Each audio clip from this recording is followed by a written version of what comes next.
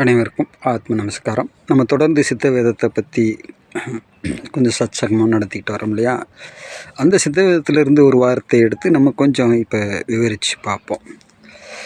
அதாவது ஜபம் நடக்கும்போது பார்த்திங்கன்னா ஒரு வார்த்தை வரும். நீங்கள் ஜபிச்சு முடித்தோடனே சிறிது நேரம் சுகம் எடுத்துக்கொள்ளலாம் அப்படின்னு அந்த டைமிங் பிரகாரம் சொல்லியிருப்பாங்க. அப்போ சுகம் எடுத்துக்கொள்ளலாம் அப்படின்னு சொல்லக்கூடிய அந்த வார்த்தையை களைப்பாரி கொள்ளலாம் அப்படின்னு நம்ம எடுத்துக்கிடலாமா? சரி, அப்படி எடுத்துக்கிறோம். களைப்பாறணும்னா அந்த களைப்புக்கு முன்னாடி என்ன நடந்திருக்கணும், என்ன நடந்தால் நீ களைப்பாகுவ அப்படி பார்ப்போம். அப்போ கடுமையாக உழைச்சவனுக்கு களைப்பு வரும், அவன் தான் களைப்பாறணும் இல்லையா? அப்போ உழைப்புக்கேற்ற ஊதியம்னு சொல்கிறாங்க, சரிதானா?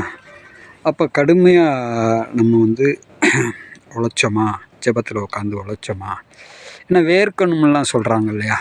அப்போ உழைக்கத்தான் சொல்லியிருக்காங்க. கடுமையாக நம்ம ஜெபிச்சு களைச்சி போனதுக்கப்புறம் சுகம் எடுக்கணுன்றாங்க. அப்படி நடக்குதா யோசிச்சு பார்க்கணுமா இல்லையா? அப்படி நடக்குதா? நம்ம களைச்சி போயிடுறோமா?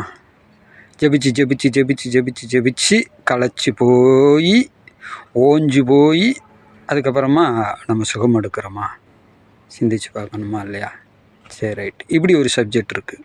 அப்புறம் ஊது ஊது மெதுவா, இன்னும் மெதுவா அப்படின்னு என்ன பண்ணுறது?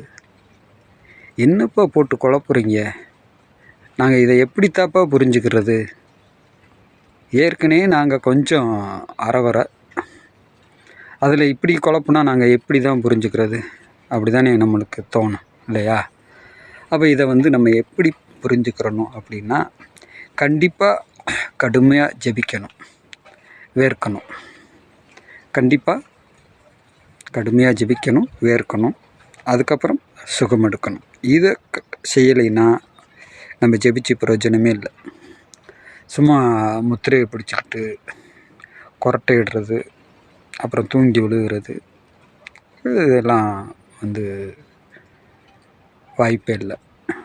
அப்போ இந்த விஷயத்தை நம்ம எப்படி பார்க்கணும் அப்படின்னா, நல்ல அனுபவம் வாய்ந்த வித்தியார்த்திகளுக்கு சொல்லப்பட்டது ரெண்டாவது சொன்னது, மெதுவா, இன்னும் மெதுவா அப்படின்றதெல்லாம் நல்ல அனுபவம் வாய்ந்தவங்களுக்கு, ஆரம்ப நிலையில் உள்ளவங்களுக்கு, அல்லது ஜெபத்தில் உட்கார்ந்த ஆரம்ப நிலையில் அப்படி எடுத்துக்கலாம்.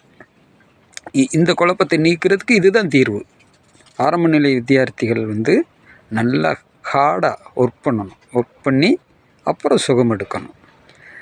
நல்ல அனுபவம் வாய்ந்த வித்தியார்த்திகள், ஏன்னா அந்த குரு பாலானந்தா அந்த சாமிக்கு தான் நம்ம சாமி எழுதுகிறாங்க கடிதத்தில், ஊது ஊது மெதுவா, இன்னும் மெதுவா அப்படின்னா அனுபவம் வாய்ந்தவங்களுக்காக சொல்லப்பட்டது.